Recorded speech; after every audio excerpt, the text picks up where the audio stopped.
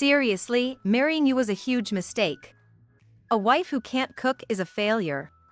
That's what my husband, Ken, says as he scolds me. Seemingly very happy about it. If I'm a failure as a wife, then you're a failure as a human being, aren't you? Who do you think made that meal? Are you ready? The time has come for you to fall into hell, my dear. My name is Holly. 38 years old. I used to hate my name when I was a child, but now, I feel like I've grown quite fond of it. This story is from when I had just gotten married and was still new in terms of being a wife. Back then, I was in my 20s. Ken, my older husband, and I had just gotten married, though it had been about 2 years. During our honeymoon phase, we were still careful with each other, so there weren't any troubles. But, I guess we got too comfortable?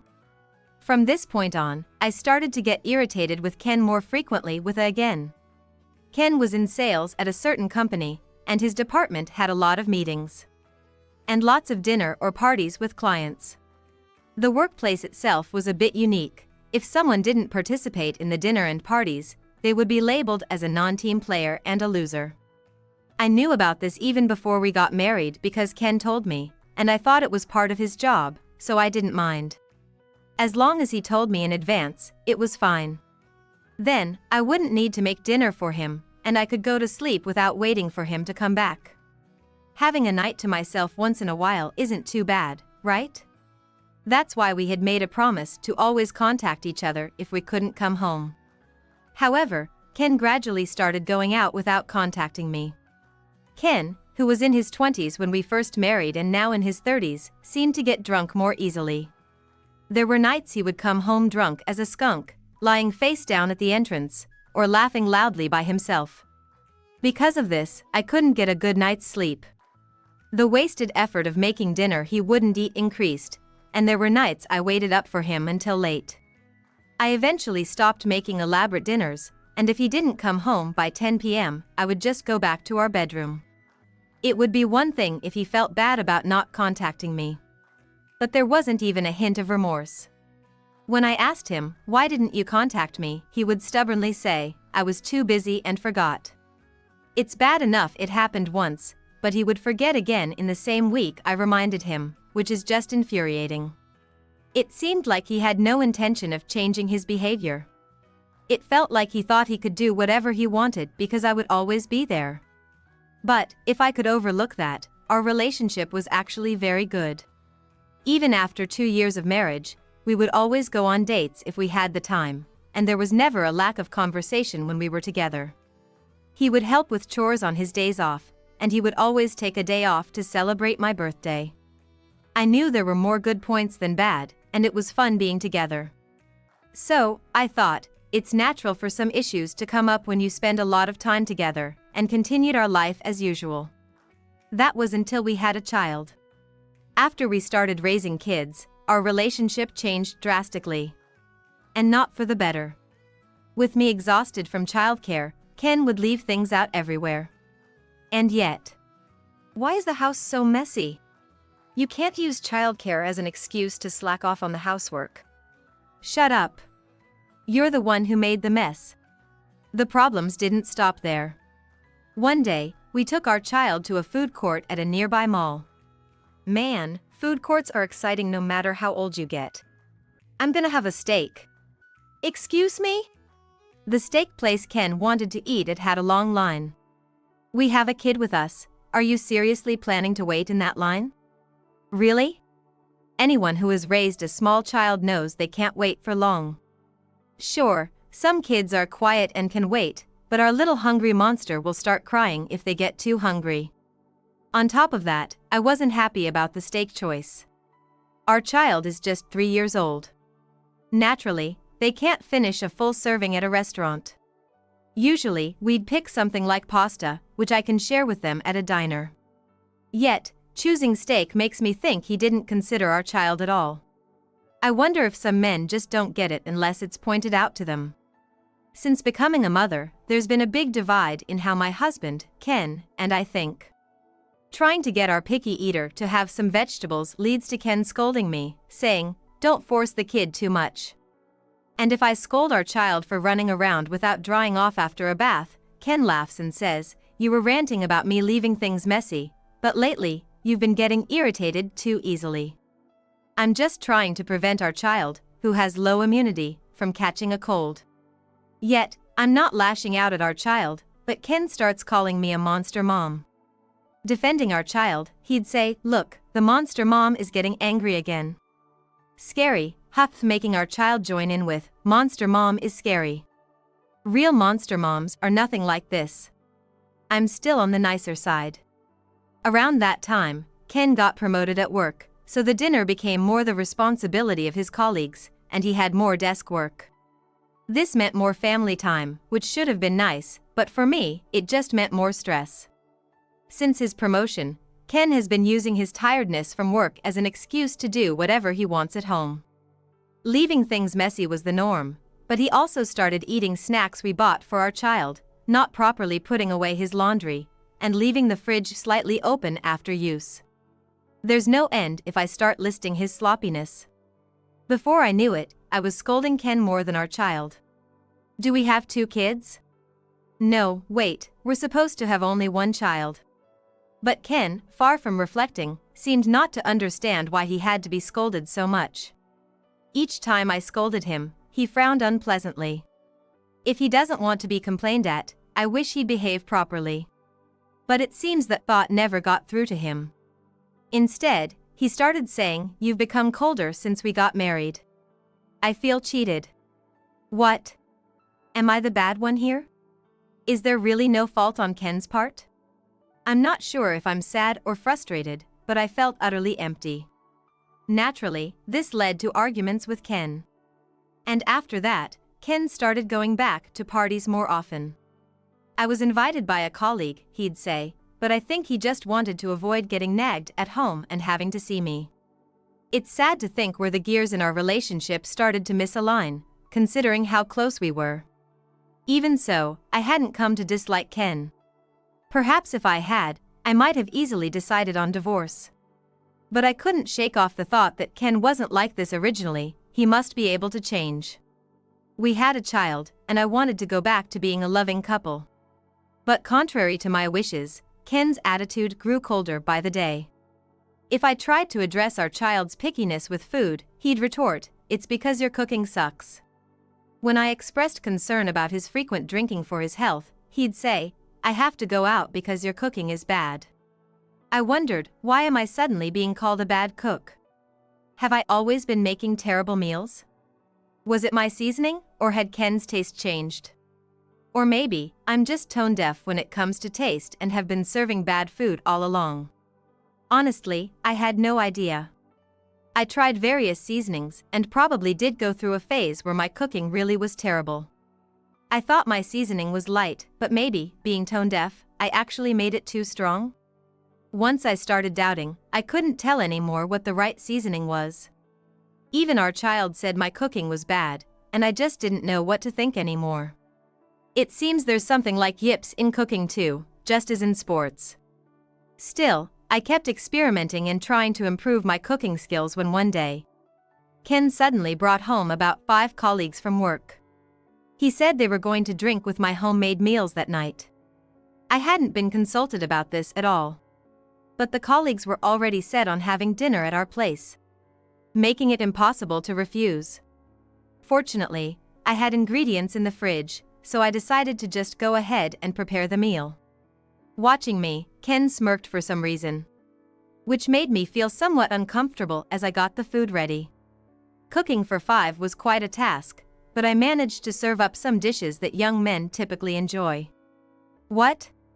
Your cooking is amazing," exclaimed a colleague after trying the fried chicken. The others also eagerly ate my cooking, saying, "It's really good." Which was a huge relief given the recent accusations of my cooking being terrible. Amidst this, Ken was the only one with a dissatisfied expression. Not at all looking like a husband proud of his wife's cooking achievements. I wondered what was going through his mind. When one of the colleagues said with a smile, "You've been saying your wife's cooking is bad, but this is really good." The others tried to shush him, looking apologetically at me. The speaker covered his mouth as if realizing his mistake. Thank you, tactless colleague. Seeing this, Ken opened his mouth, displeased. That's not true. You guys just eat cheap stuff, so you think this is good, he said. But you also like the same cheap fast food places we do. A colleague inadvertently retorted, earning a glare from Ken. Whether out of pity for the colleague who made the comment or trying to change the subject, another colleague added, but really, you're a fantastic cook. Professional level, aren't you? It seemed Ken had been hoping for a "your wife's cooking is bad" comment. The colleague who steered the conversation in the completely opposite direction of what Ken wanted also received a glare from him. The atmosphere at the dinner table became extremely tense. However, the colleague who first mentioned fast food blundered again. Man, I wish I had a wife like you, he said, or my girlfriend can't cook at all, I'd love for her to learn from you, heaping praise on me. My confidence, which had been at an all-time low, was quickly restored thanks to him, but it seemed to upset Ken. Unable to lash out at his colleagues, he yelled at me, "Don't get ahead of yourself." And then just left for the bedroom, leaving his colleagues behind. The colleagues, though taken aback, apologized to me, saying, "Sorry about this. We'll leave now," even though they were only there because Ken invited them. It was regrettable to make them feel uncomfortable due to Ken's actions. Upon asking them, it turned out Ken had been bad-mouthing my cooking at work all along. They had said, if it's that bad, we might as well try it once, and that's how the dinner at our place was decided. Wanting to make a laughingstock out of me among his colleagues seemed like a terribly cruel thing to do. It's hard to believe there's any love for his wife in such actions. I had believed that with the right trigger, we could return to how we used to be, but now, it seems impossible. It was a night that made me think about what needs to be done moving forward. In the end, Ken went to sleep in the bedroom, sulking, and left for work the next morning without saying a word to me, still in a bad mood. Though his mood seemed to improve by evening, such sudden changes in attitude only made me more upset. "Glad you're feeling better" was not something I could cheerfully think, and I spent the day without speaking to Ken. A few days later, Ken and I were still in a strained relationship, but we made minimal conversation as we headed to his parents' house early in the morning for a family gathering. It was unavoidable. There was a gathering because Ken's cousin had a baby. And it was both a celebration and a family meetup. Similar to when I had our child, Ken's aunt's house hosted a sort of baby shower party. Ken's family lives in the countryside and has many relatives, so these gatherings happen quite often. It's considered more considerate for the relatives to come and go, visiting the baby, than to burden the new mother at her own home. The so-called baby shower was essentially just a party. It was an occasion for the older folks to comfortably enjoy drinking, while the relatively younger women were kept busy serving drinks, hardly having a chance to eat themselves. It was a very rural, outdated kind of gathering. Well, it doesn't happen often, so I've resigned myself to it, but honestly, I didn't want to go. Especially this year. With my relationship with Ken not being great and me being in charge of the cooking. It was particularly daunting. Yet, as a wife, I felt it was my duty to attend the celebration. As the relatives gathered and the party started, an incident occurred. Well, it was more like Ken caused a scene. "What is this? It's inedible. Everything you've made is terrible." After trying just one bite, Ken suddenly exploded in anger. Then, he haphazardly picked up the serving dishes in front of him and threw them into the trash.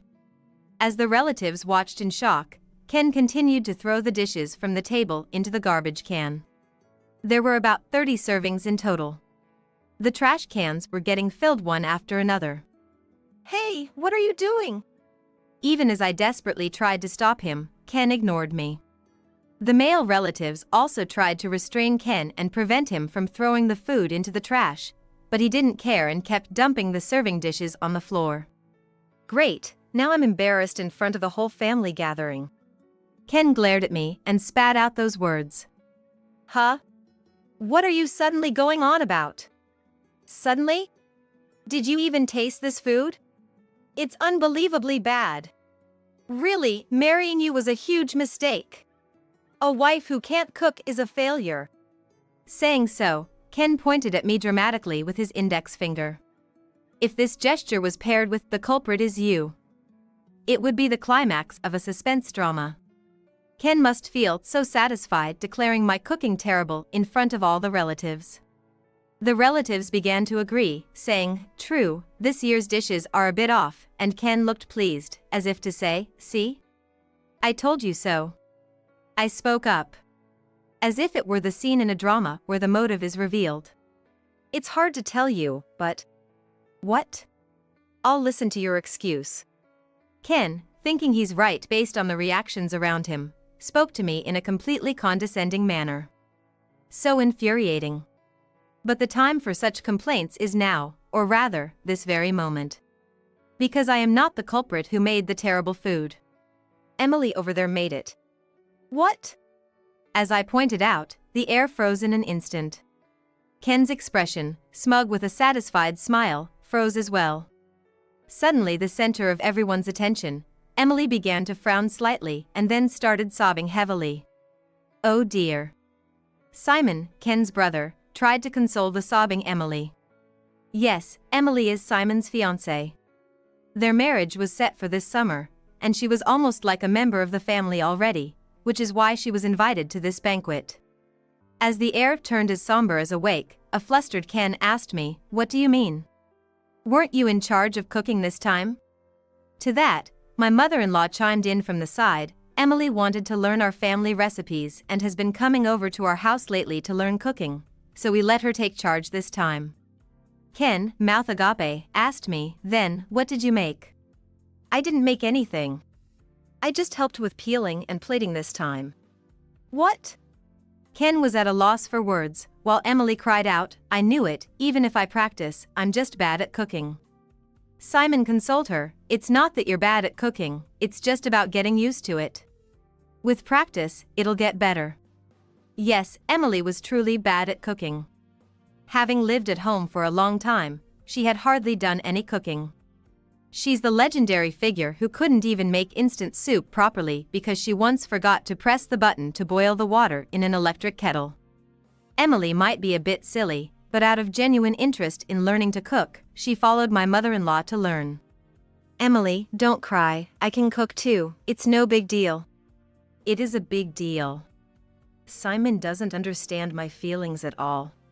Being called bad at cooking by your brother, I want to call off the wedding. Amidst her tearful outburst, Simon tried desperately to calm Emily down. When she went as far as to say she was calling off the wedding, Simon turned his anger towards Ken, the catalyst of this whole situation. "Seriously, stop messing with my fiancé's cooking, you jerk." "No, Simon, I thought that." Poor Emily, she was really trying, you know. Facing the wrath of his brother and the support of the parents for Emily, Ken was completely at a loss and looked towards me, seeking help with a distressed expression. As if he wanted me to throw him a lifeline. As if I would, huh?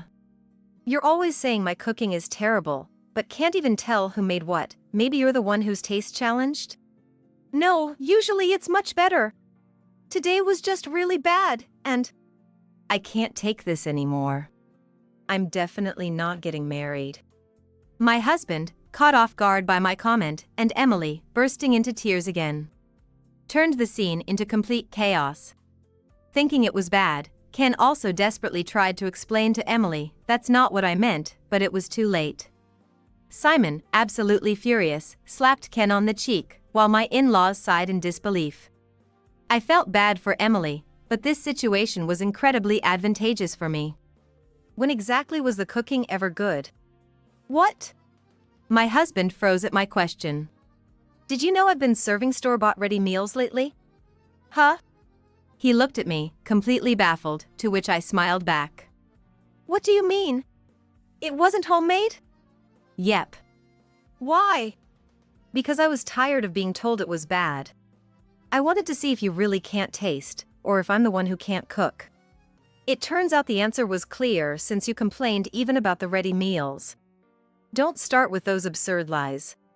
I can definitely tell the difference between ready meals and homemade food. Oh, really?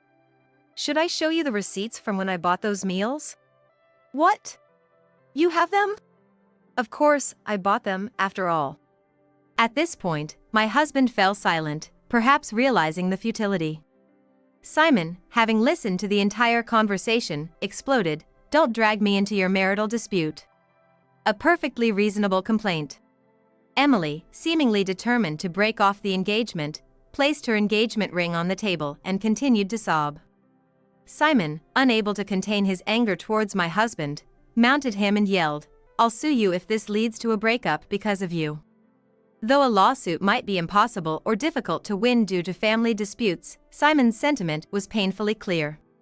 Thus, the parents did not stop Simon, silently watching my husband be overpowered by his brother. It seemed they thought it was well-deserved. The relatives didn't attempt to intervene, seeing it as a self-inflicted situation. My husband looked to me for help, pleading, "Help me," but I only smiled and suggested, "Think of it as a massage and just endure those slaps." Eventually, Simon, realizing he might have gone too far, stopped on his own. My husband was a mess. Even if it was Holly's cooking, a husband shouldn't complain about his wife's cooking, said my father-in-law. My mother-in-law nodded in agreement. What? Even you, Dad, my husband muttered, holding his swelling cheek. Even if it's bad, there's love in that effort. Appreciate that. That doesn't make any sense. Everyone seemed to understand my father-in-law's words except my husband. Well, it's probably inevitable that things have come to this with a husband who doesn't understand the meaning of those words. It's only natural he wouldn't understand. Well, you need to understand that originally, spouses are strangers, my mother-in-law said, looking at my husband as if he were a troublesome child, sighing deeply. Holly, I'm sorry. Our son has caused you so much trouble. No, well, yes, it's been quite hard. Did he at least take care of your child? Not at all. Oh, I'm truly sorry. My mother-in-law apologized profoundly, looking at my child, who was now engrossed in orange juice, saying, "We've wronged that child too. It's not her fault. The blame lies with my husband." I felt almost guilty for receiving so many apologies. Well, I certainly understand your feelings now. What? Confused, my husband looked at me. From now on, you can enjoy delicious fast food every day. What are you trying to say? You don't like my cooking anymore, right? So, you're saying you'll just buy food from now on? That's too irresponsible for a housewife, isn't it? You should at least cook. I'm saying you should buy it yourself. Let's get a divorce. From now on, you can eat whatever you like from fast food or pubs. What? Wait. I just wanted you to apologize, not to divorce. Apologize? Why should I apologize? Because you're always nagging me. And you're too strict with the child. Am I not supposed to point out when you leave everything scattered around? The child will imitate that. Isn't it natural to firmly make a child wear clothes if they run around naked? What if they catch a cold and end up in the hospital? My husband tried to argue back, but my mother-in-law supported me, saying, "You're right to be angry." My father-in-law, the other relatives, and even Simon, who doesn't have kids, were all nodding in agreement.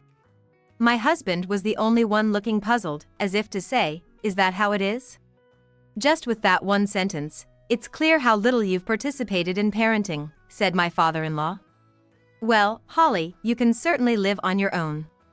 It's been like you were on your own all this time anyway. My mother-in-law seemed to agree with my decision to divorce. I didn't mean for it to be like this, my husband muttered as if talking to himself. No matter what you intended, as your mother-in-law said earlier, spouses are originally strangers to each other. Without empathy and respect, this is what leads to divorce. Just give up. Are you serious? Do you think I'm joking about something like this? I'll contact a lawyer later. Oh, can I borrow your computer to contact them now? Wait, think it over. My husband clung to me desperately, but my in-laws all told him to gracefully accept the situation. After everything that had happened, it was impossible to go back to how things were when we loved each other. Clinging to me so pitifully and begging for an apology was truly comical. Afterward, as I had declared, I prepared the divorce papers, and we successfully divorced. My husband tried several times to convince me to stay by pointing out the benefits of being married to him.